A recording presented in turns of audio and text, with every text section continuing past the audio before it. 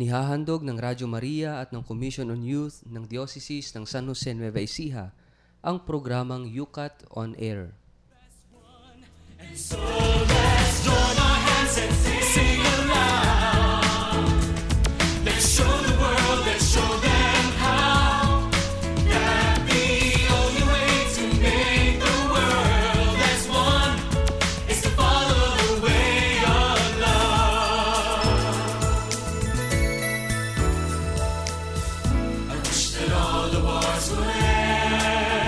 Maligayang pagkinig po sa inyong lahat. Ito po muli ang programang Yukat on Air na sumasayang papawid mula dito sa Commission on Social Communications ng Diocese ng San Jose Nueva Ecija. At inyo pong napapakinggan mula po dito sa Commission on Social Communications ng Diocese ng San Jose Nueva Ecija. Napakikinggan ninyo via live streaming at siyempre po sa 99.7 FM Tarlac, 101.5 FM Cagayan at 102.1 FM Isabela. Pwede nyo po kaming subaybayan via live streaming sa www.dioceseofsanjosene.com at sa Facebook account ng ating programa, ang Yukat Study Group at facebook.com. Ito po ang inyong Kuya Richard. Mag-isa pa rin po ako dahil si Kuya Jomar ay kasalukuyan nag-undergo ng training. 3 buwan po siya na sasailalim sa mga pagsasanay sa bansang Alemanya o sa Germany. At si Father May naman po ay kasalukuyan pa rin na nagpapagaling mula sa kanyang karamdaman. So, bagamat ako mag-isa ngayon, pero sa totoo lang, hindi naman ako nag-iisa dahil pinagpala tayo ng ilang kabataan na makakasama natin sa halos 1 oras na kwentuhan, talakayan tungkol po sa katisismo ng ating simbahan. So, kasama po natin, unang guest natin, ay dati na natin ito nakasama rito sa ating programa. Mariz po, isang youth volunteer po dito sa Katedral. At yung isa nating kasama rin ay si... Ako naman po si Brother Froilan, seminarista po ng Diocese ng San Jose. Na nag-aaral po siya sa San Carlos Seminary. So bago po tayo tuluyang magpatuloy sa ating kwentuhan at talakayan sa ating programa ngayong oras na ito, tayo po muna ay mananalangin at pangungunahan tayo. Sasamahan tayo ni Brother Froilan sa ating pambungad na panalangin. Sa ngalan ng Ama, ng Anak at ng Espiritu Santo. Amen. Panginoon, kami nagpapasalamat sa lahat ng biyaya na ipinagkaloob niyo sa amin. Salamat, Panginoon, lalong-lalo na sa buhay na binigay niyo sa amin. Panginoon, naway mapatawad niyo kami sa anumang pagkakasala na gagawa namin at kakulangan namin sa buhay. Panginoon, sana'y anumang bigat ng pagsubok na dumaan sa amin ay panatilihin mo kaming matatag. Kayo na po ang pumuno sa aming mga pagkukulang. Nawa ngayong gabi sa aming pagninilay-nilay tungkol sa iyo ay lalo pang mapalalim ang aming pananampalataya at lalo ka pa naming lubos na makilala, lalong-lalo na ng mga kabataan. Ito'y dalangin namin sa ngalan ni Jesucristo ang aming Panginoon, kasama si Maria na aming ina. Amen. Sa ngalan ng Ama, ng Anak at ng Espiritu Santo. Amen.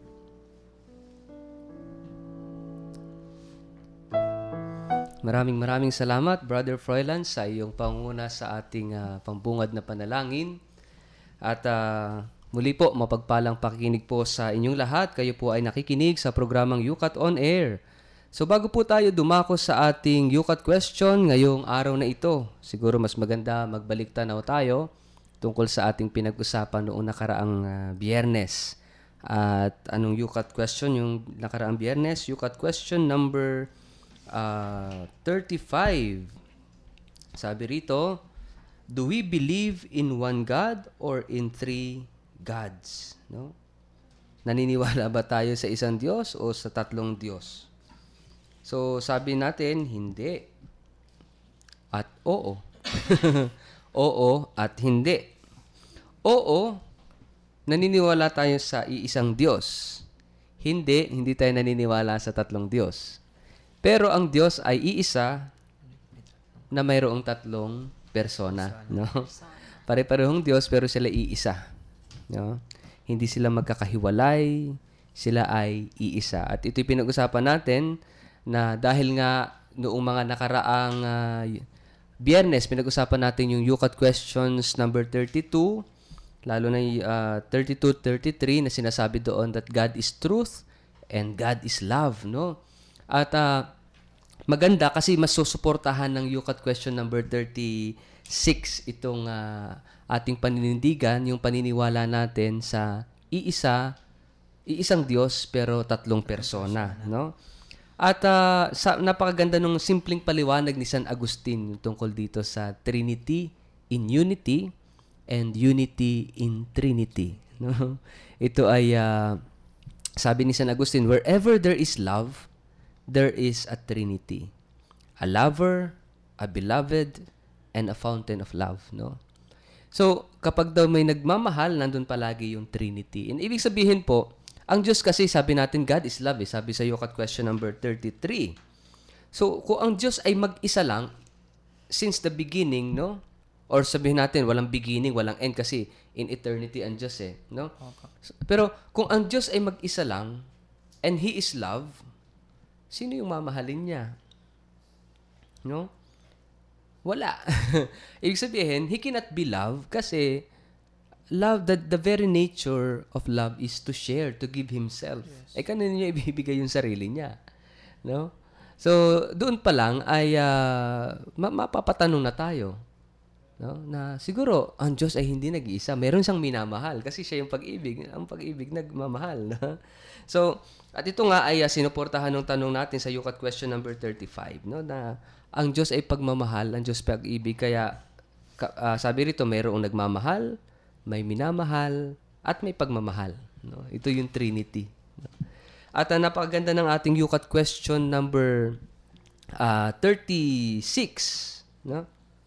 Dahil sa UCAT question number 36 ay mas bibigyan natin ng lalim itong katunayan ng Diyos. No? Sabi nga natin, babalikan ko po yung mga unang statements natin na ito'y pagsusumikap natin na maunawaan ang Trinity. Kasi sino tayo na ang utak natin ay limited? No? Nilikha ng Diyos yung utak natin, kaliit-liit, no? Kung ang tao nga ay gatuldok lang sa mundo, ay yung utak pa ng tao, kaliit-liit. So, hindi talaga dyan makukontain lahat ng katunayan ng Diyos, no? Pero ito ay hindi ibig sabihin na huwag na nating alamin ang Diyos. No? Kaya nga ang Diyos ay nagpakilala ng kanyang sarili para doon sa level ng ating pagkatao, yung kaya ng ating reason, ay maunawaan natin ang Diyos at paggalaw ng Diyos para alam natin kung paano tayo makikitungo sa Kanya. No? So, dito sa UCAT question number 36, napakaganda. Dahil, yun nga, ito'y parang suporta doon sa UCAT question number 35. Pero bago tayo tuluyang pumasok dito sa ating talakayan sa UCAT question number 36, siguro mas magandang, but anyway, hindi muna tayo magbibigay ngayon ng cellphone number natin kasi po ay medyo meron tayong konting technical problem. So, hindi natin ma-accommodate yung mga questions muna ngayon at sa even nung mga nakaraang araw, no? Kaya, pwede siguro, kung magte-text pa rin kayo, kaya lang next Friday na natin masasagot, no? So, ibibigay pa rin natin yung cellphone number natin, pero hindi po namin masasagot yan ngayon. Sa susunod pong linggo o sa susunod na Biyernes namin masasagot ang inyong katanungan o yung inyong mga mensahe, no? Sa next Friday namin mababasa. Pakibasa mo, Brother Froilan, yung ating text number para sa ating mga listeners na maaring magbigay ng mensahe o katanungan sa ating programa. Ayan po, ito po yung number 0949-1592-309. Okay po, isa pa po, ulitin ko po uli. 0949-1592-309. Okay, so bagamat hindi po namin masasagot ang inyong katanungan on time, maaari pa rin po kayo magpadala ng inyong text messages, pwedeng tanong o kaya ay dagdag na reflection o pagninilay sa ating UCAT question or topic ngayong gabing ito. At babasahin po natin yan, i-accommodate po natin yan sa susunod na Biyernes. So makibahagi pa rin po kayo sa ating programa. So ngayon po ay papasok na tayo sa UCAT question number 36 at hinihilingin ko si Ate Maris na pakibasa yung ating UCAT question number 36. Ayan, ang question po natin ay, Can we deduce logically that God is triune? Okay, so ito ay medyo, sabi nga, medyo technical na yung pinag-uusapan natin. Pero we can still understand this, no? Kahit na wala tayong pundasyon sa teolohiya, kahit na simpleng kabataan lang tayo, maaari nating maintindihan ito. Kaya ito rin po yung purpose ng UCAT Study Group at ito yung UCAT On Air, no? Ay para itong medyo malalalim at medyo technical na usapin tungkol sa ating pananampalataya ay maging accessible, maging maunawaan ng ating mga kabataan sa mga simpleng pananalita, no? Sa mga simpleng lingwahe, yung lingwahe ng mga kabataan na maunawaan natin.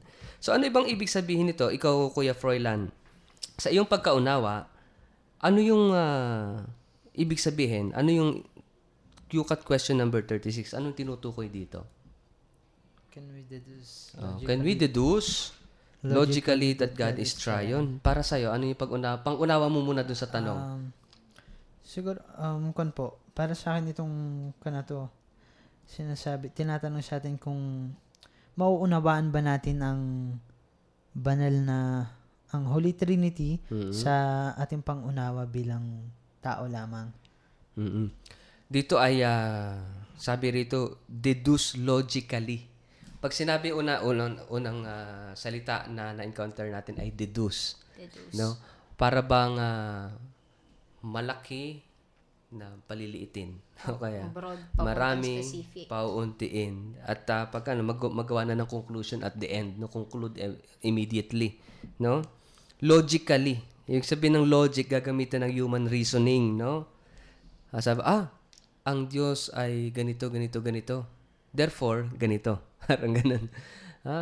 So, hindi basta ganun eh. Hindi ganun kadali. Ang sinasabi rito. Hindi natin ganun kadali sinabi lang, halimbawa, ang Diyos ay Ama, Anak, Espiritu Santo. Okay, tatlong Diyos. O kaya naman, ay, di ba, pag sinabi natin Diyos ay Ama, Diyos ay Anak, Diyos ay Espiritu Santo. Pwede rin natin sabihin kasi na, nag-iba-iba lang yan ang mukha. Nag-iba-iba lang ng pangalan yan, pero isang Diyos talaga. Hindi natin pwedeng gano'n sabihin. Dapat merong talagang, kumbaga, foundation, pundasyon, patunay, no? Actually, sa Old Testament, wala ito sa kamalayan ng mga tao noon eh. No? Isang Diyos lang noon eh. One God. No? Kumbaga, later revelation na itong Trinity, na tatlo ang persona ng Diyos, no? At ito sa pamamagitan ni Kristo. Pero ang titingnan natin dito ay paano maunawaan ang Santissima Trinidad. Ibig sabihin pala, kahit sa Old Testament, itong pangunawa sa banal na santatlo ay immanent na, nandun na. Oo, nandun na. No? Kaya pwede mo bang tuloy ang pagbasa, Timaris? Ano yung sagot ng UCAT question natin sa tanong na ito? Oo, pakibasa mo. No. The fact that there are three persons, or Trinity, in one God is a mystery. We know only through Jesus Christ that God is Trinitarian. Ayun, it is because of Jesus, no? Kung wala si Kristo, ay hindi natin maunawaan ang Diyos pala ay Trinitarian. Ibig sabihin, tatlong persona sa iisang Diyos, no? Kaya nga, before Jesus Christ, ang understanding ng sangkatauhan, there is only one God. No? Diyos Ama lang. Pero, bakit kaya gradual? Bakit hindi agad-agad na from the very beginning, bakit hindi na lang ipinakilala ng Diyos yung kanyang sarili ng tatlo agad na persona? Bakit for a very, very, very long period of time, since the time of Abraham, Isaac, Jacob, and this is hindi lang 10 years, 20 years, 100 years, thousands of years, no? That these people believe that there is only one God. May dahilan eh. May dahilan din ng Diyos eh. Kasi, bakit napakahalaga noong paniniwala sa iisang Diyos is because of the given situation. Kasi the religion, common religion, during their time, ay polytheism. No? Polytheism. Ibig sabihin ng poly means many. Marami. Di ba? Ang daming Diyos na sinasamba. So, ibig sabihin, ang background kasi, para bang tayo eh, ang situation, situationer, no? Bakit kailangan ipakilala ng Diyos na one, no? God is one. Is because yung situation ay polytheism. So, He has to show that He is the only God and the God of all gods and goddesses.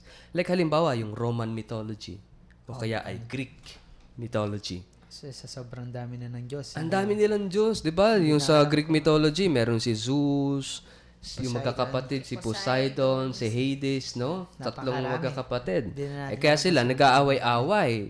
Yung mga Diyos na ito, ganun din ang pwedeng mangyari kung ano, no? Nakita natin kung paano mag-away-away itong tatlong Diyos na ito. Nag-aagawan ng kapangyarihan, no? Di ba, may mga kanya-kanyang props pa nga. Yung isa, lightning bolts. Yung isa, parang ano, si Poseidon, Trident. parang hawak na tinidor, Trident. no? Oo, trident, no? Tapos si Hades naman, ano ba, yung kapangyarihan ng kamatayan, no? Siguro, ano bang, kalawit ba? No? But anyhow, ito yung sinasabi natin, kapag napakaraming Diyos, the tendency is, ito mga Diyos ito mag-aaway-away, no? Walang matitira sa kanila. O matira sa kanila, pinakamatibay, no? So, pero makita natin, itong Diyos na ito, sa Old Testament, parang ganun din initially yung pinapakita, that I am the only God, the true God. Kaya pag sinabing I am the God of Abraham, the God of Isaac, and the God of Jacob, ibig sabihin, there is only one God. No? The most powerful and true God. No? Among all gods, small letter G, no? And goddesses, small g, no? Meron lang iisang Diyos. Ito yung situation, ito yung kumbaga ay background ng Old Testament. No? But when Jesus came, He revealed. po. Kaya nga fullness of revelation ang tawag dito ni San Pablo. Yun po siguro yung sinasabi na na-encounter ko sa seminary na the New Testament is concealed by the Old Testament and the Old Testament is revealed into the New Testament. Maganda yun, yung statement na sinabi ni Brother Froilan, the New Testament is concealed. Ibig sabihin, pag sinabi natin concealed, parang nakatago. Nandun na siya. Pero nakakatago. Parang secret muna. Paunti-unti nating ilalabas. Hindi biglaan. Kasi pag biglaan, para bang gutom ka, bigla kang pinakain ng napakarami, maimpatyo ka. Sasakit ang tiyan mo, kaya hindi ka matutunawan. No? So, paunti-unting inire-reveal. Pero nandun na yung bits and pieces ng revelation. No? Kasi it's part of the great plan of God. No? Is malaking iskema, malawak na iskema, na paunti-unting ipinakikilala ng Diyos yung kanyang sarili. And there was a time na itong kaganapan o yung fullness ng pagpapahayag o pagpapakilala ng Diyos ay nagkaroon ng kaganapan sa pamamagitan ni Kristo Jesus, no? It was really very beautiful, no? Pero ibig sabihin ba mali yung pananampalataya noon ni na Abraham, Isaac, Jacob? Hindi po, no? Dahil that is part of the plan of God, no?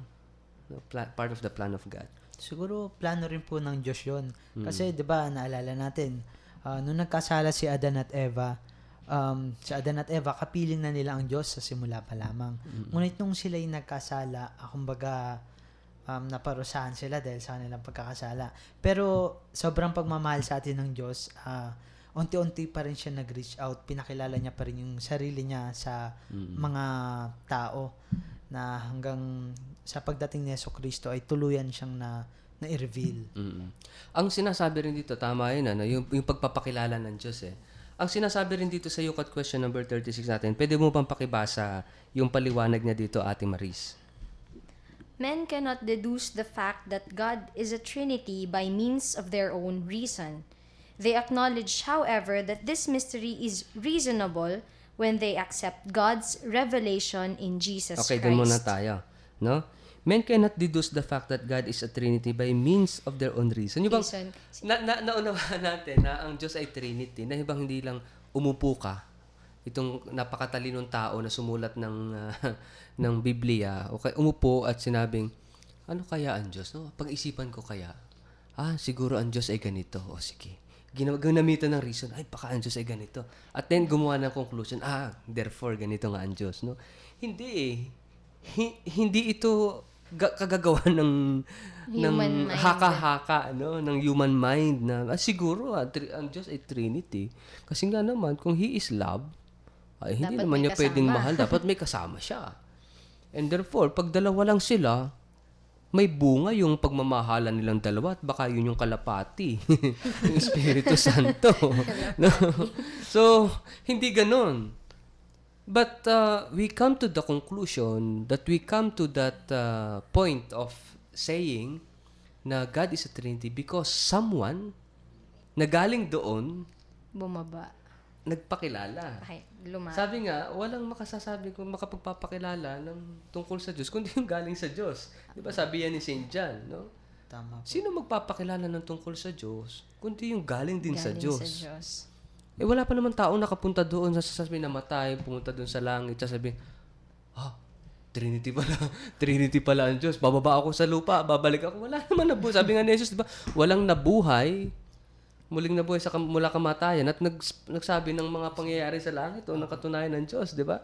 Parang naalala ko naman yung example naman kay René Descartes. Mhm. Ayan, isa sa Philosopher. Mhm. Isang philosopher. Yung paghahanap niya ng Diyos, bakit sabi niya, ako, isa akong finite being, limited ako. Pero bakit ganito? May mga thoughts sa aking isipan na unlimited, kumbaga infinite. Therefore, hindi sa akin galing to. At there's someone who put it into my mind na nakapag-isip ako ng mga infinite. So, that being is also infinite. So, therefore, that being is beyond all. Then, therefore, it is God, which is all-powerful. Oh, and tama 'yun, ano? infinite. Pero mapapansin natin doon sa haka-haka ni René Descartes, no? Ay limited pa rin. Parang therefore, yung conclusion mo based doon sa human situation. Yung pag-iisip mo. Although papasok 'yan sa anthropolohiya, yung pag-aaral ng tao sa kanyang sarili. Pero sinasabi natin dito, hindi sapat. Yung pag sinasabing fullness, therefore, ang Diyos ay infinite, no? Yes. Pero ano yung Diyos na yun? Sino yung Diyos na yun? Kulang pa rin ng pagpapakilala. Kaya napakahalaga ng role ni Jesus Christ dito. Na yung nung ipakilala niya ang Diyos, very concrete, very true, very direct, that God is a Father, and He is the Son, and the Spirit is there, the Spirit of love, no? Na, yung Espiritu ay nandoon na. Kaya nga nung nakaraan, sabi rito, itutuloy ko yung explanation dito yung binasa ni Ate Maris. They acknowledge, however, that this mystery is reasonable. Itong misteryong, itong kababalaghang ito ng Diyos ay reasonable when they accept God's revelation in Jesus Christ. So, meron ditong aspects of faith. So, hindi lang puro reason. Yes. Kaya nga sabi doon, yung pakpak, di ba? Yung faith at saka yung reason, yung pananampalataya mo at yung reason mo, dapat sabayan para makalipad ka sa pagninilay mo, para makarating ka sa katotohanan ng Diyos. So, kung gusto nating marating yung katotohanan ng Diyos, kung gusto nating makilala ang Diyos, mga kapatid, dalawang bagay yung kailangan natin. Hindi lang puro faith. Kailangan ng reason. At hindi lang puro reason din, kagaya ng sinasabi ni Brother Froilan na si René Descartes ay isang rationalist philosopher. Puro reason naman ito. Wala naman yung faith aspect, no? So, kailangan dalawa. Para maunawaan natin ang Diyos, kailangan natin ng faith and reason. Di ba sino yung nagsabi? When reason ends, faith begins. No? Sino ba yan? Blaise Pascal? Anyhow, isang philosopher, no? Napakahalaga po nito, yung sinasabi natin dito, na hindi lang, sabi natin, the mystery is reasonable. Yung mystery, ang pinag-usapan nito, yung mystery of God, no? Reasonable, pero kailangan nating tanggapin yung revelation ni Kristo. And that is faith. Yung pagtanggap mo doon sa pananampalataya, doon sa ipinahayag ni Kristo. That is faith. No? Kasi may nagpakilala, tinanggap mo yung pagpapakilala. Halimbawa, Ate Maris, nagpakilala ko, ay Maris, ako nga pala si Richard. Hindi mo pinagdudahan na ako si Richard. Kasi Tinanggap mo na ako si Richard. Yung pagtanggap mo na ako si Richard, that is faith. Naniniwala ka na ako si Richard. Ganon yung sa ugnayan natin sa Diyos, no? Nagpakilala ang Diyos na ganito, Father, Son, Spirit. Ako, hindi na ako magdududa. Titiwala ako na ang Diyos ay Father, Son, and Spirit. Na sila'y tatlong persona, pero iisang Diyos. Ay, hindi ko alam kung bakit. Hindi mo alam na bakit ang pangalan ko Richard. Tinanong mo ba, bakit ang pangalan mo Richard, hindi Froilan? Ay, ako si Richard, hindi ako si Froilan. Parang ganun ba? No, hindi mo na tinanong, kundi tinanggap mo. That is faith. Nagtiwala ka sa akin na ang pangalan ko si Richard at ako si Richard. No? So that is faith. Pero, kailangan pa rin ng reason. Hindi sapat na hindi mo natatanungin. Bakit Richard ang pangalan mo? Anong kahulugan ng pangalan mo? No? Baka kasi may istorya sa likod ng pangalan mo. Bakit kaya si Froilan ganun? Bakit kaya si Froilan smiling face? Bakit ang bait-bait niya? Bakit ang dali niyang pakisamahan? Nakikita mo na, nararanasan mo ng ganun siya, pero gusto mo pang malaman bakit. And that is the same with our relationship with God. Alam mo siyang Father, pero bakit Father? Ay baka kasi kung paano siya makitungo sa atin, isang ama, tayo kanyang mga anak. Bakit may Son? Bakit may Holy Spirit? We have to know. We have to understand. No? Sabi nga, fides querens nung intellectum. Faith seeks understanding. Yung paniniwala mo ay lalo pang itutulak ka na maunawaan. Naniwala kang ako si Richard, pero hindi lang nagtatapos doon. Gusto mo pa akong makilala ng higit, no? In the context of relationship. Mamaya po, sa pagbabalik na ating programa, bibigyan pa natin ng lalim itong ating pinag-uusapan tungkol sa Diyos bilang Santissima Trinidad, Holy Trinity, at paano natin maunawaan ang Diyos sa pamamagitan ba ng reason o sa pamamagitan ng pagtanggap natin sa pagpapahayag ni Kristo. Huwag po kayong aalis. Sa ilang saglit, magbabalik rin po kaagad ang ating programang UCAT on Air.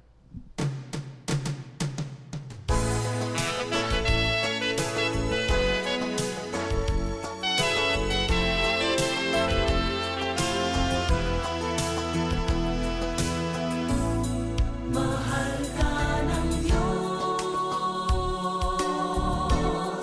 dapat mong malaman. Hindi kanya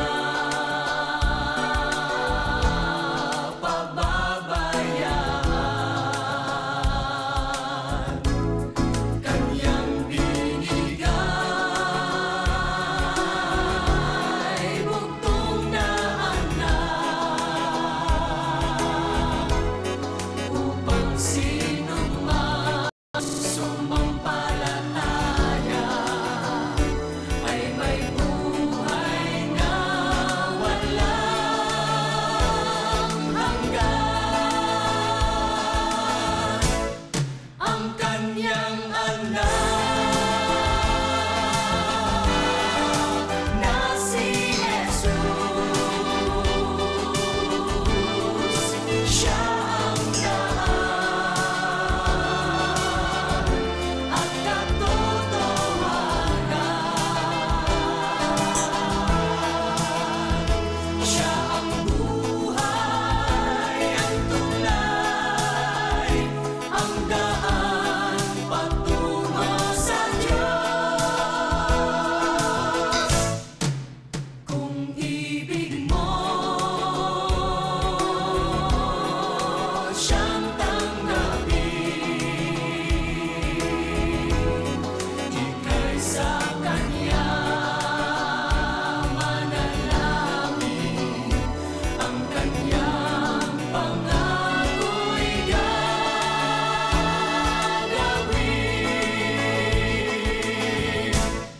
Ang Kanyang anak na si Jesus, siya ang daan at katotohanan.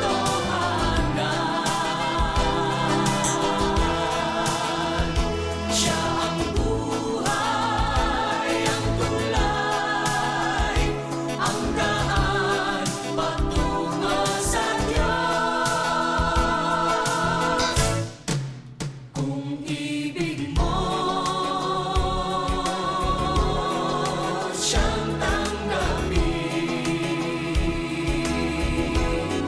ika'y sa Kanya manalangin. Ang Kanya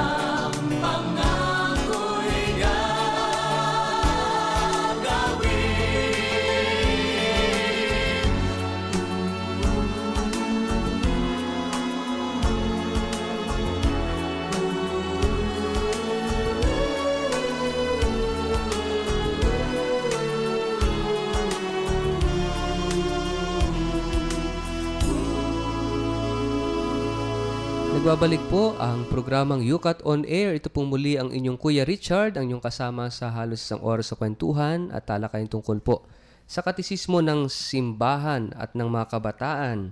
Kayo rin po ay nakikinig pa rin sa ating programang Yukat on Air na sumasahing papawid dito po sa Commission on Social Communications ng Diocese sa San Jose, Nueva Ecija. At kasama pa rin po natin sa ating programa Maris po, youth volunteer. At si Brother Froilan po. So kanina po pinag-usapan natin dito sa ating talakayan yung tungkol sa Yukat question number 36 at ang tanong dito, can we deduce logically that God is triune? Maunawaan ba ng ating isipan lamang no? Sa paggamit lamang ng ating isipan na ang Diyos ay triune, ibig sabihin tatlong persona, no? Tatlong isa, isang tatlo. Parang kaya san tatlo, meron tayong term sa Catholic Church na san tatlo, isang tatlo, tatlong isa. At sabi nga rito, we cannot deduce, no? Hindi natin pwedeng gamitin lang ang utak natin para maunawaan o ito ba ay konsepto lamang, no? Na naisip lang natin na ang Diyos ay tatlo, no? Tatlong persona. Hindi ito gawa ng isip. Sa halip, ito ay ipinahayag. It was revealed, no, by Jesus Himself. So without Jesus, kung hindi dahil kay Kristo, hindi tayo makakarating sa pangunawang ito na ang Diyos ay persona. Tatlong persona. No? So pakituloy nga, Kuya Froilan, yung pagbasa natin dito sa Yukat explanation tungkol doon sa tanong na yon. Ayan, sabi dito, in the light of Jesus, we find already, If if God were alone and solitary, He could not love from all eternity. In the light of Jesus, we find already in the Old Testament, indeed, even in all of creation, traces of God's Trinitarian being. Okay. So napakalalim nito. If God were alone and solitary, He could not love from all eternity, no? So, kung mag-isa nga lang daw ang Diyos, kagaya ng sinasabi natin kanina, Ate Maris, di ba? So, kung ang Diyos ay nag-iisa, mag-isa lang siya in eternity, He cannot love from all eternity. Wala siyang mamahalin. He could not be loved, no? So, wala siyang Yes, kasama. hindi Kailangan siya maaring meron. pag-ibig, no? So, talagang it means something. It means a lot, no? Na ang Diyos ay pag-ibig, there must be someone na mamahalin niya. No? So, yun palagi. Kagaya nga nung binanggit nating quote from St. Augustine, wherever there is love, there is a trinity. A lover, a beloved, and a fountain of love. No? That is enough. Sabi nga, love is a proof of God's existence, and love is a proof of who God is. No? Now, sabi pa rito, in the light of Jesus, we find already in the Old Testament. Ito yung sinasabi nga ni Brother Froilan kanina, that the New Testament is concealed, natatago sa Old Testament, and the Old Testament is revealed in the New Testament, explained, no, in the light of the New Testament, especially during yung transfiguration ni Kristo, no? Talagang nagkaroon ng parang revelation talagang maliwanag, no? Na nandun yung tinig ng Ama, nandun yung si Kristo, at nandun yung ulap, no, yung Espiritu Santo, no? Now, sabi rito, it is because of Jesus. Pero there are already traces in the Old Testament, no? Kung meron ng mga bakas, traces Ano ba, parang yung isang daanan na minsan parang naliligaw ka, pero may nakita kang mga ilang bakas ng paa ng tao. Ibig sabihin may mga traces, may mga footsteps na makita mo, ay may dumaan na dito. Ano? Mga traces. So, in the Old Testament, sa Lumang Tipan, nandun na yung mga traces na nagpapakilala na that God is really Trinitarian. That the Trinity is already there. No? Siguro basahin natin, may nabanggit dito sa Yukat question na sa Genesis chapter 1 verse 2. Ate Maris, pwede mo bang pakibasa? Sinasabi Ano yung po nakasulat dito doon? sa Genesis 1 verses 2. Nang pasimula ay nilikha ng Diyos ang langit at ang lupa. Ang lupa ay walang hugis o anyo. Dilim ang bumabalot sa kalaliman at kumikilos ang Espiritu ng Diyos. Okay, doon lang tayo. Kumikilos ang Espiritu ng Diyos. So, the Spirit of God is there. No? So, the Spirit is different from the word God. No? The Spirit of God. Yes. No? No, hindi yun yung hiwalay, hindi yun yung something part, kundi something different, something separated, no? From God. The Spirit of God. Now, later on, magkakaroon ito ng kumbaga, mas linaw nga. Ito yung mga traces pa lang Opo. Mga traces pa lang yung nakikita. The Spirit of God. Okay, ipagpatuloy yung pagbabasa, Ate Maris. Doon sa Genesis pa rin, tanda mo yung last time na yung sa creation, I think Genesis. It's 1:16 ata yun o 1:12. Paki-ano mo. Na noong likhain ng Diyos, chapter 1. Genesis chapter 1, verse 16 ba? 16? Oo. Yung noong likhain ng Diyos ang tao, sabi doon na, or some 16, maybe 16, no? Sabi doon, likhain natin, di ba? Likhain natin ang taong kawangis, no? No? Gumamit na plural May kasama siya even in creation. No, even in creation, God is with someone, no?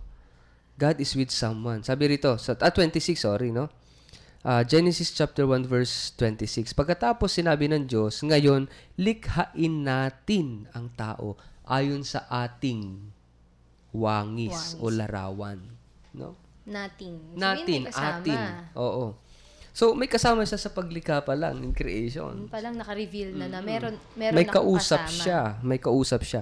At kung titingnan pa natin dun sa Genesis chapter 18, verse 2, ito yung kwento ni Abraham. No? Na nakita niya yung... Oo, may nakita siyang 3 lalaki. No? Na hindi niya alam kung saan nang galing. At ito, pakibasa mo yung verse na yun, yung verse 2. Ito po yun. Walang ano-ano'y may nakita siyang 3 lalaking nakatayo sa di kalayuan. Patakbo niyang sinalubong ang mga ito at sa kanila yumuko ng halos sayad sa lupa ang mukha. At sinabi, mga Ginoo, kung inyong mamarapatin, tumuloy po muna kayo sa amin. Okay. Alam mo yung gesture ni Abraham na yon, yung pagyuko Ibig sabihin, na sayad sa lupa, ginagawa lang yan sa ibang, when you encounter someone who is really holy. Kasi yung pagbow, depende sa degree yan yung kausap mo, medyo bow ng kaunti, yuko ng kaunti, yuko. Pero yung sayad sa lupa, ibig sabihin that is an encounter with a divine. No? Yung someone who is divine, that is encounter with God. Parang yung ginagawa po natin ngayon sa Blessed Sacrament. Pagka naka-expose, kailangan natin Yes, talagang bow na bow ka noon, di ba? That is actually a recognition that in front of you is greater than you. Yes. That in front of you is holy. 3 yung sabing lalaki. 3 yung nakita So, niya. sasabi niya ano yun? Sino yun? Di ba? So, wala pang pangalan. Traces pa rin kasi. No? At dito sa book of Samuel, second book of Samuel, chapter 23, verse 2. Ito yung sinasabi rin dito sa ating UCAT question. UCAT answer to question 36. No? Ano, pakibasa mo, Ate Maris? Nagsasalita sa pamamagitan ko ang Espiritu ni Yahweh. Ang salita niya ay nasa aking mga labi. Ayun na naman. Sinabi naman Binanggit na naman yung Espiritu ni Yahweh. May pangalan na ang Diyos dyan, Yahweh. No? At si Yahweh at yung Espiritu ay magkaiba. No? Espiritu ni Yahweh. So ito po ilan sa mga traces. Actually, napakarami. There are many traces of the Trinity even in the Old Testament. Pero yung sabi nga, it is concealed, no? Hindi pa lubusang Kumbaga ipinahayag. parang sa literature po kasi dapat may foreshadowing. Kailangan masusuportahan yung mangyayari sa susunod. Kasi gagawin mo na unti-unting pinapakita mo siya sa umpisa pa lang. Kaya nga makikita rin natin dito yung relationship ng Old and New Testament. That they are actually one story. We should not separate one from the other. No? Hindi pwedeng basahin lang natin ang Old Testament without understanding the New Testament. Kasi maintindihan lang natin yung Old Testament kung naintindihan natin in the light of the New Testament. No? At yung New Testament, napapatatag, no, ng Old Testament, no? So they are actually complementary kasi they are one story, one great plan, one great story, one great scheme of God. Story of God and His people.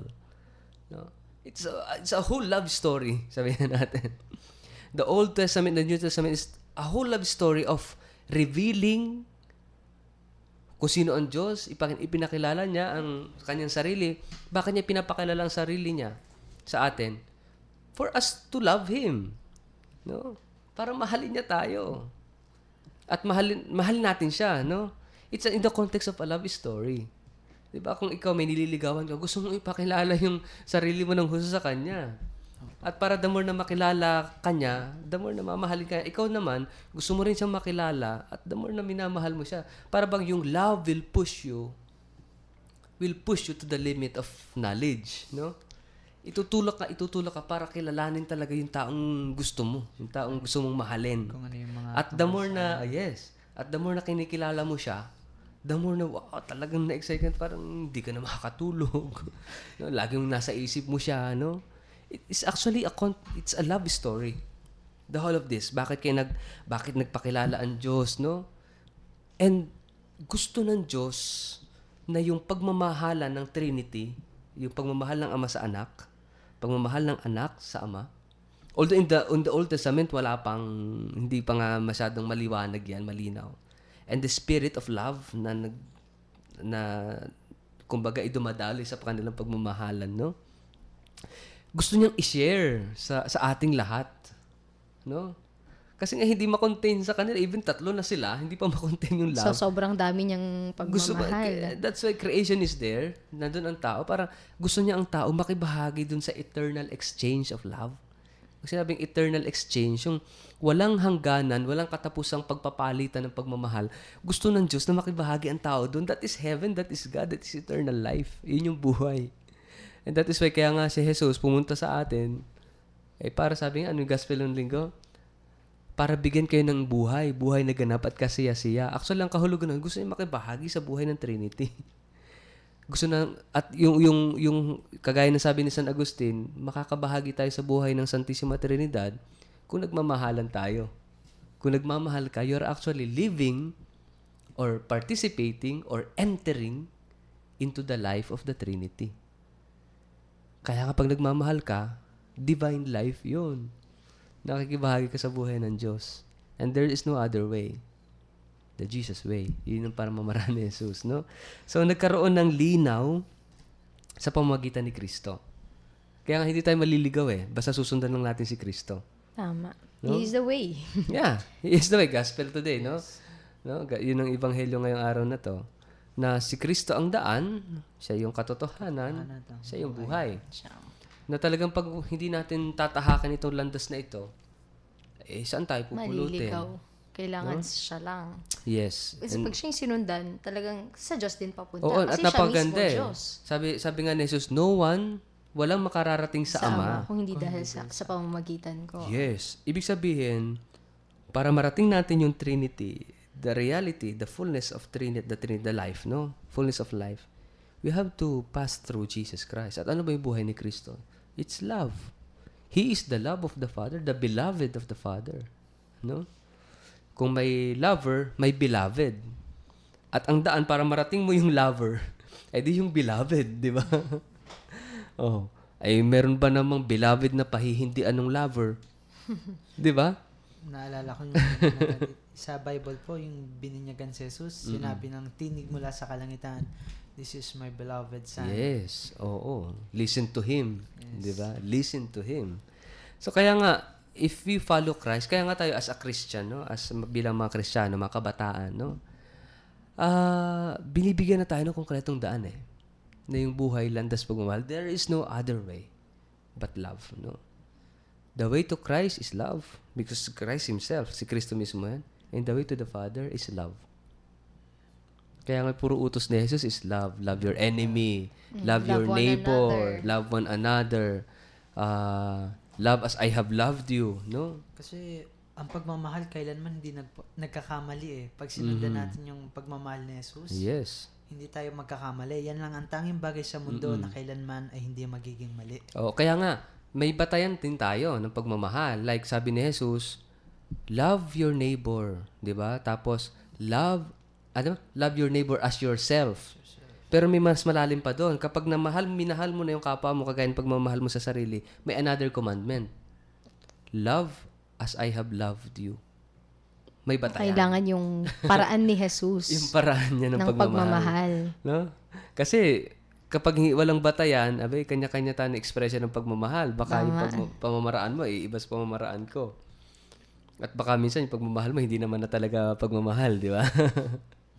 So, meron tayong batayan kung paano nagmahal si Jesus. At alam natin yan. Yes.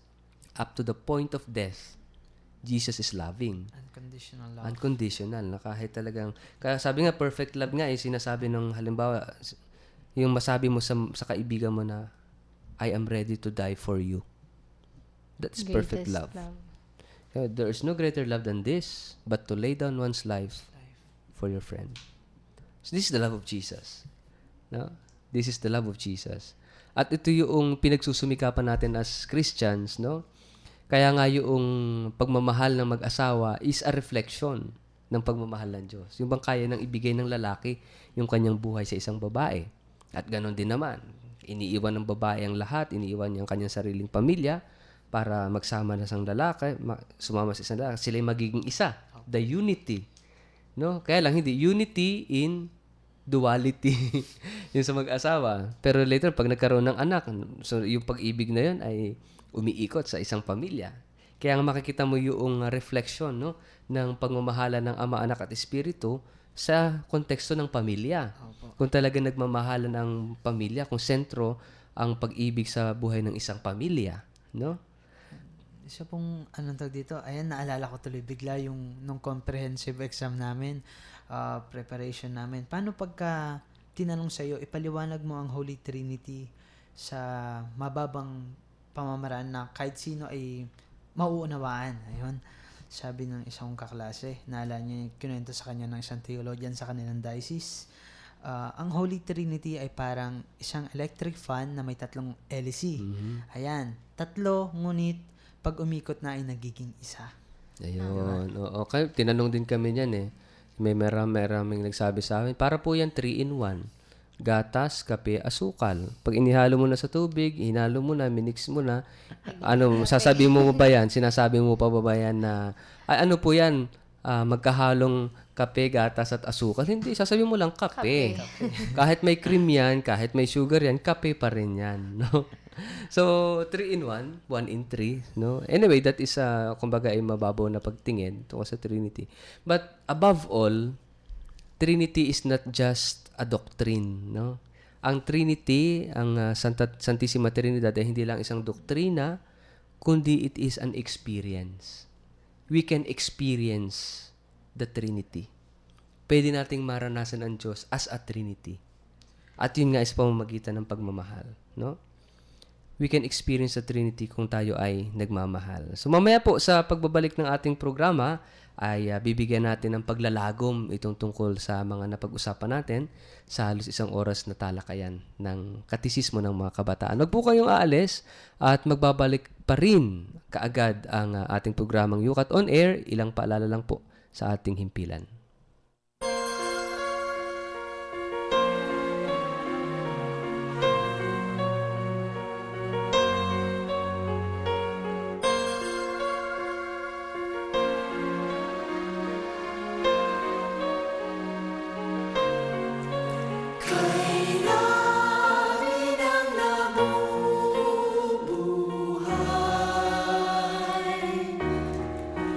Di alam sa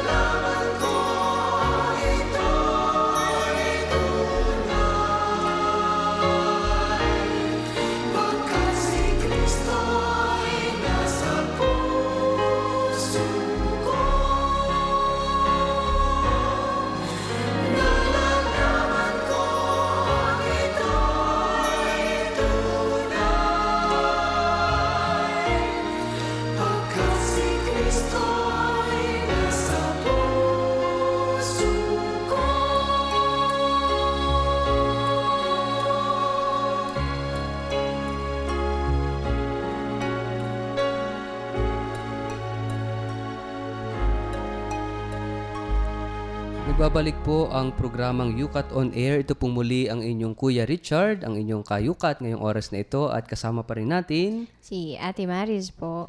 Tsaka si Brother Froilan po. So tayo po ay dumarako na sa pagtatapos ng ating programa. At magkakaroon tayo ng maikling paglalagom tungkol sa ating mga napag-usapan.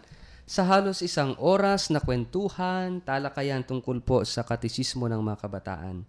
So pinag-usapan po natin ang Yukat question number 36 na sinasabi rito, can we deduce logically that God is triune? So pwede ba nating maunawaan ang pagiging santatlo ng Diyos sa pamamagitan lamang ng paggamit ng ating rason o ng ating isip, no? Ng pangunawa. Sabi po ng ating katisismo ng mga kabataan ay hindi, no? Sapagkat ang pagiging santatlo ng Diyos, Ama, Anak at Espiritu ay isang misteryo. Misteryo ng iisang Diyos. At hindi kayang maarok o hindi kayang marating ng human reasoning o noong pangunawa lamang ng ating isipan ng tao, yung reflection o yung pagninilay tungkol dito. No? Hindi tayo makararating maliban na ito ay ipahayag o ipakilala sa atin ng isang nanggaling mismo doon sa Diyos. No? And that is why alam natin na ito ay ipinahayag sa atin sa pamamagitan ni Hesukristo. So, si Kristo ang nagpahayag, siya ang nagpakilala. Ang tawag nga natin dito noon, na napag-usapan natin ito noong nakaraang Biyernes at even noong mga nakaraang araw pa, mula nung pumasok tayo sa pagninilay sa pag-aaral tungkol sa Diyos bilang santatlo, na ito ay isang misteryo na ang tungkol sa Trinity ito ay isang ipinahayag ni Kristo. So dahil kay Kristo, naintindihan natin ang katunayan ng Diyos bilang santatlo. And what we need to do dito sa Revelation is to accept, tanggapin, pero yung pagtanggap na may pagnanais na maunawaan. No? Kinakailangan pa rin nating sa abot ng ating makakaya, ng ating pangunawa, ay intindihin at unawain yung ating pananampalataya. Hindi rin po sapat na sasampalataya ka na lang. So we need faith, we need reason. Kailangan natin ng pananampalataya at pangunawa. Dalawang bagay po ito. Hindi pwedeng reason lang, hindi pwedeng faith lang. So we need faith and reason for us to reach the contemplation of the truth about God. Para marating natin yung katunayan ng Diyos, para alam natin kung paano tayo makikipag-ugnayan sa Diyos. No? Kailangan, sabi nga ni Jesus, darating ang panahon na hindi na tayo sasamba sa templo, kundi sasamba tayo sa Espiritu at sa katotohanan. And this is the Spirit and the truth. Nasasamba tayo sa pamamagitan ni Kristo. At tatanggapin natin yung pananampalataya na ipinakilala sa atin ni Kristo na ang Diyos ay Ama, Anak at Espiritu dahil ang Diyos ay pag-ibig. Now, sinasabi rin po sa ating katisismo na we can experience God, na yung Trinity is not just a doctrine. Hindi lang siya isang kaisipan o hindi lang isang laman ng pananampalataya, but that this Trinity, this God, itong Diyos na ito na santatlo, ay pwede nating maranasan. It is experiential. Pwede nating maranasan ang Diyos bilang santatlo o bilang Trinity if we love. Kapag nagmamahal tayo. We experience the Trinity kapag nagmamahal tayo. At kapag binubuksan natin ang ating sarili sa pagmamahal, tayo ay patuloy na tinuturuan. Para ba tayo naka-enroll sa School of the Trinity? Escola Trinitate. Escola de Trinitate, no? The School of the Trinity. So, buksan natin yung buhay natin, no, mga kabataan, no? Maraming mga pagkakataon, maraming mga bagay na para bang itinutulak tayo na wag na magmahal. Pero ang paanyaya sa atin is don't give up. No? Wag tayong susuko sa pagmamahal. At ang pattern natin, ang sukatan o batayan ng pagmamahal natin sa ating kapwa ay yung pagmamahal ni Jesus. Ito yung totoong pagmamahal. So we have always to look at Jesus. Kailangan lagi natin siyang tingnan at suriin kung paano siya nagmahal. No? So this is, mas maintindihan natin ang katunayan tungkol sa Trinity sa pamamagitan ng pagmamahal. hindi lang human reasoning. So ito po yung ating pinag-usapan sa halos isang oras sa kwentuhan talakayan po natin tungkol sa katisismo ng mga kabataan. So maraming salamat po sa inyong pakikinig at pagsubaybay sa ating programa. Salamat po sa ating mga guests. At ngayon po ay dadako tayo sa mga pagbati. No? Si Ate Maris ay kanina pa ready para sa kanyang mga nais batiin. Ayan, ako po, gusto ko pong batiin ngayon yung aking pinakamamahal na ama. Ayan. Ama talaga. Ama, ayan. Anong tawag mo sa kanya? Podrakels. Hindi po, tatay po. Tatay. Yung trip lang. ganun. Tapos sa nanay mo, Podrakels. Mudrakels. Hindi po, mother. Mother. Ayan po, happy birthday. At pati po dun sa uncle ko, Mario din, ka-birthday niya. At dun po sa isa ko pang auntie, nag-birthday naman siya kahapon. Ayun. Pahabol na rin po ako. Happy Mother's Day sa nanay ko. Belated. Belated. Ayan. Okay, si Kuya Froilan. And binabati ko naman po yung mga COA sa Gimba at saka yung mga PYM doon. Yung COA kahapon ay katatapos namin mag-outing, mga pagod pa siguro at nagpapahinga pa ngayon. Binabati ko rin yung Prex Music Ministry sa Mary Health at saka yung PYM doon. Tsaka yung pamilyang kumupop sa akin sa Barangay Tayabo, hindi pa ako nadadalaw doon. Yun yung first apostolate ko bilang isang seminarista dito sa diocese. Ayun, maraming salamat, Brother Froilan. Ako naman gusto kong batiin ang mga kabataan dyan sa parokya kung saan ako naka-assign, no? Sa San Juan Evangelista dyan sa Gimba, ang Parish Youth Ministry dyan. Kasama rin yung mga Knights of the Altar. Naku, ang saya-saya namin kahapon. Nagkaroon kami ng outing sa Gabaldon. No? Napakasaya. Ingit naman It's a yan. bonding with the Knights of the Altar. So lahat ng mga COA sa Gimba, ganoon din sa Parish Youth Ministry ng parokya na dyan sa Gimba San Juan Evangelista, magkakaroon po ng youth encounter sa darating na 23, 24, next week na po yan, Biyernes, Sabado, Linggo, magkakaroon ng youth encounter. Second batch na to, ikalawang hirit, no, sa parokya ni San Juan Evangelista. Excited na ako kasi isa ako sa mga facilitators ng youth encounter. Isa na rin excited din si Brother Froilan, si Kuya Froilan, kasi isa siya sa mga participants, no. At ako naiinggit And lang. we reach, no, yung 40 years ang aming dami. participants, no, nakakatuwa. At hopefully, this will be the beginning of magandang samahan at malaking grupo ng Parish Youth Ministry sa parokya ng Gimba. At sa lahat po ng mga kabataan na talagang aktibong nakikibahagi sa buhay nating simbahan, kumusta po kayo at sana lagi kayo makinig sa ating programa. Ganoon, gusto ko ring batiin yung ating mga tagapakinig pa rin dyan sa Gimba, lalong-lalo na yung isang pamilya dyan, yung Felix family dyan sa Barangay Manggang Marikit, no, na lagi nakikinig sa atin. At gusto ko pa rin batiin ang mga volunteers natin sa social communications, mga kabataan ng Mary Help of Christians Parish, yung mga kabataan dyan sa Muñoz, I think I heard na nag-uumpisa na rin sila. At syempre yung mga kabataan dito sa Cathedral, no, ni San Jose, no. Ganon din gusto kong batiin din si Kuya Jomar na nandun pa rin sa Germany. At Father Men, pagaling na po kayo para makasama muli namin kayo dito sa ating programa sa Yukat On Air. So muli po maraming salamat at tatapusin po natin ang ating programa sa pamamagitan ng isang panalangin na pangungunahan ulit sa atin ni Kuya Froilan. Yun po ay damahin uli natin ang presensya ng ating Panginoong Diyos. Sa ngalan ng Ama, ng Anak at ng Espiritu Santo. Amen. Panginoon, maraming salamat po sa gabing ito. Salamat po sa paggabay niyo sa amin, sa aming mga pagninilay-nilay tungkol sa iyo. Nawa, Panginoon, sa aming pagtahak sa araw-araw naming buhay, ay lalo ka pa naming makilala. Patuloy mo kaming bigyan ng lakas na malagpasan ang mga pagsubok na iyon. At nawa, Panginoon, mga kabataan ay patnubayan mo na sana'y tahakin nila ang tamang landas.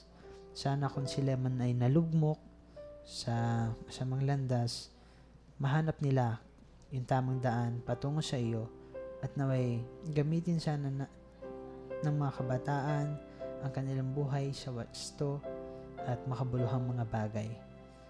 Patuloy niyong patnubayan, Panginoon, ang mga kabataan, lalong-lalo na yung mga kabataan ngayon na iniaalay ang kanilang buhay sa paglilingkod sa simbahan at sa mga tao. Ito'y sama-sama naming hinihiling sa ngalan ni Jesucristo na aming Panginoon, kasama ni Maria na aming ina. Amen. Sa ngalan ng Ama, ng Anak at ng Espiritu Santo. Amen. So muli po maraming salamat sa inyong patuloy na pakikinig at pagsubaybay sa ating programa sa UCAT On Air. So maraming salamat din po sa ating makasama. Ngayon po ay magpapaalam na kami.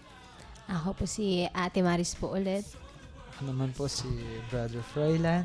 At ito po ang inyong Kuya Richard, ang inyong nakayukat. Hanggang sa susunod pong Biyernes, magkayukatan pong muli tayo.